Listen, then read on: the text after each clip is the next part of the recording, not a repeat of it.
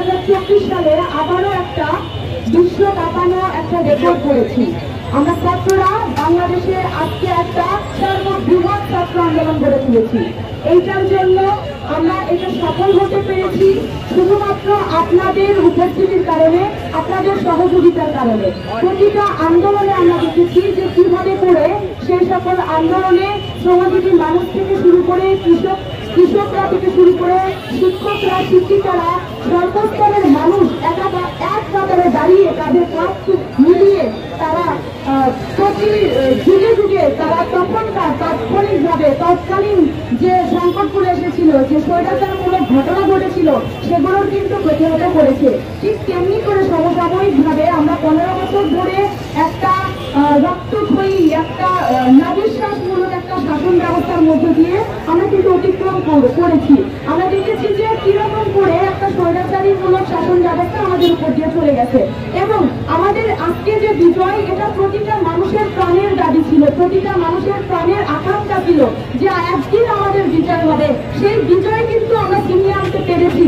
কিন্তু ভাই, আমরা একটা কথা সবাই জানি যে স্বাধীনতা রক্ষার চেয়ে, স্বাধীনতা অর্জনের চেয়ে রক্ষা করা কঠিন। তো আমাদের সামনে এখন চূড়ান্ত পর্যায়ে চলে এসেছে। আমরা যে বিজয় অর্জন করেছি সেটাকে এখন আমাদেরকে নিজ নিজ জায়গা থেকে প্রতিহত করতে হবে, আমাদের এই স্বাধীনতাটাকে রক্ষা করতে হবে। বন্ধুরা, আজকে আমরা এখানে বগুড়ার যে সমন্বয় টিম, তারা এক কাতারে দাঁড়িয়েছি।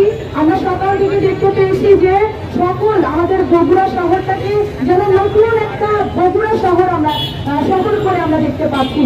এই বগুড়া যেরকম আগে আমরা দেখেছি গত ঈদেও, একটা ঈদের সময়, একটা আনন্দের সময় সেখানেও জোড়া খুন হয়েছে বন্ধুরা। এমন বগুড়া আমরা চাইনি। আমরা এই বগুড়াকে দেখেছি, আমরা নিউজ খুললেই, আমরা মিডিয়াতে ঢুকলে, আমরা খবরের কাগজ দেখলেই দেখতে পাই আমার আজকে কোন না কোন ভাই আমার মৃত্যুবরণ করেছে, কাকে না কাকে খুন করেছে। এই ধরনের একটা খুন আগামীকাল আমরা হচ্ছে সমন্বয় টিম থেকে কোনো কর্মসূচি রাখছি না। পরবর্তীতে যদি কর্মসূচি থাকে সেটা জানিয়ে দেওয়া হবে। ধন্যবাদ সকলকে।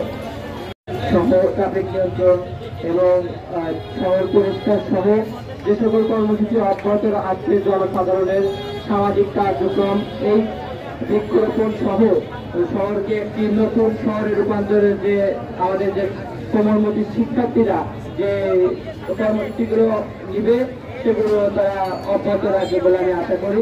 তারা তাদের মতো এই কর্মসূচিগুলো অব্যাহত রাখবে। প্রত্যেকটা শিক্ষার্থীদের আহ্বান এবং অভিভাবক সহ যারা আমাদের কাছে শুনছেন সকলকে এই বার্তা দিবেন যে মসজিদ, মন্দির সহ প্রত্যেকটা ধর্মীয় উপাসনালয় আপনার যারা শহীদ হয়েছে, দেশের যে বিজয় অর্জনে যারা এই দেশের একটি মুক্তিগামী মানুষকে একটি স্বৈরাচার মুক্ত দেশ আমাদেরকে উপহার দিয়েছে, তাদের জন্য দোয়া এবং প্রত্যেকটা প্রতিষ্ঠানে আপনার দোয়া মাহফিলের আয়োজন করা হবে বলে আমি আশা করি।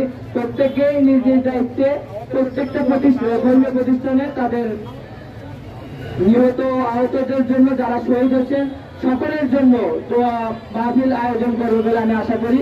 বগুড়াবাসীকে আহ্বান জানিয়ে আমি আমার কথা বলা শেষ করি।